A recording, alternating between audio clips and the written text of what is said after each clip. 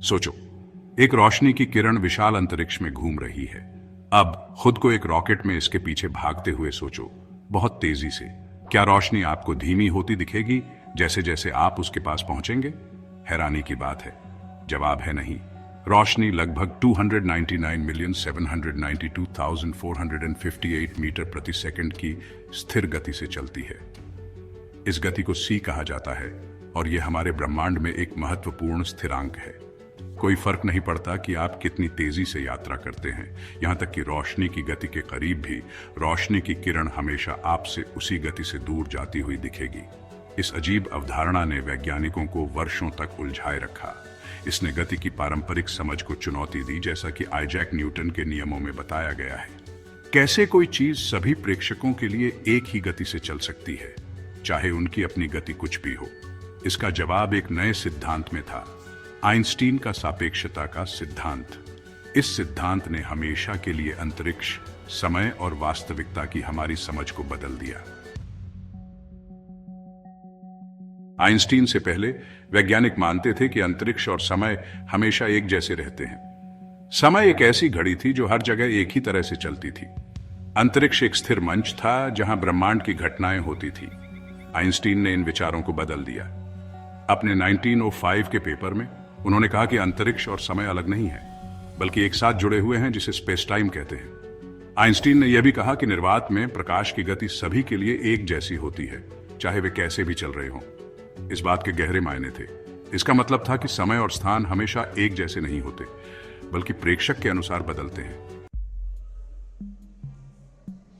Einstein के सिद्धांत ने समय और स्थान के बारे में हमारे रोजमर्रा के सोच को बदल दिया।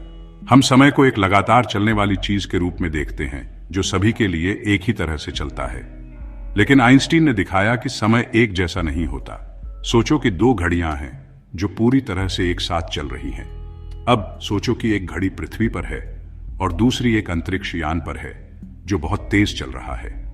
आइंस्टीन के अनुसार अंतरिक्ष यान पर घड़ी का समय पृथ्वी पर घड़ी के मुकाबले धीमा हो जाएगा। यह घटना, जिसे समय विस्तार कहते हैं, अजीब लग सकती है, लेकिन इसे प्रयोगों में सही पाया गया है। इसी तरह अंतरिक्ष की हमारी सोच भी बदलती है। तेज चलने वाली चीजें अपनी दिशा में छोटी दिखती हैं। यह लंबाई संकुचन आइंस्टीन के सिद्धांत का एक और परिणाम है। समय का फैलाव केवल एक सैद्धांतिक अवधारणा नहीं है, इसका असली दुनिया में असर होता है, खासकर अंतरिक्ष यात्रा में। उदाहरण के लिए, अंतरराष्ट्रीय अंतरिक्ष स्टेशन पर अंतरिक्ष यात्री पृथ्वी पर लोगों की तुलना में थोड़ा धीमा समय अनुभव करते हैं। यह अंतर बहुत छोटा लेकिन मापने योग्य है। आइंस्टीन के सिद्धांत ने गुरुत्वाकर्षण और समय के बीच एक गहरा संबंध दिखाया। बड़े वस्तुएं जैसे तारे और ग्रह अपने चारों ओर स्पेस टाइम को मोड़ते हैं। यह मोड़ वही है जिसे हम गुरुत्वाकर्षण कहते हैं। एक ट्रैम्पोलिन पर रखी गेंद की कल्पना करो। गेंद ट्रैम्पोलिन में एक डुबकी बनाती है। अब ट्रैम्पोलिन पर एक संगमरमर रोल करें। डुबकी के कारण संगमरमर का रास्ता मुड़ जाएगा। इसी तरह अंतरिक्ष में वस्तुएं स्पेस टाइम की वक्रता के कारण बड़े वस्तुओं के चारों ओर घूमती है।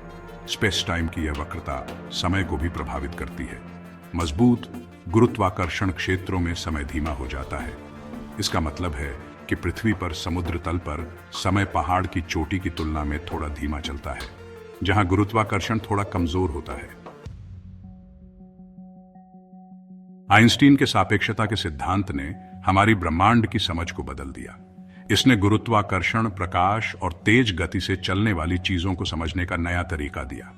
उनके सिद्धांत का आधुनिक तकनीक पर बड़ा असर पड़ा है, जैसे जीपीएस, जो सापेक्षता के समय विस्तार सुधारों पर निर्भर करता है। इन सुधारों के बिना जीपीएस गलत हो जाएगा। आइंस्टीन का काम आज भी वैज्ञानिकों को प्रेरित करता है, क्योंकि वे ब्लैक होल, बिग बैंग और हर चीज के एकीकृत सिद्धांत की खोज करते हैं। उनकी विरासत हमें याद दिलाती है कि ब्रह्मांड अजूबों से भरा है और हमारी ब्रह्मांड की समझ लगातार बदल रही है। मैं आपको इस विषय को और गहराई से जानने के लिए प्रोत्साहित करता हूँ। समय के फैलाव, लंबाई के संकुचन और स्पेस टाइम की वक्रता के बारे में जानें।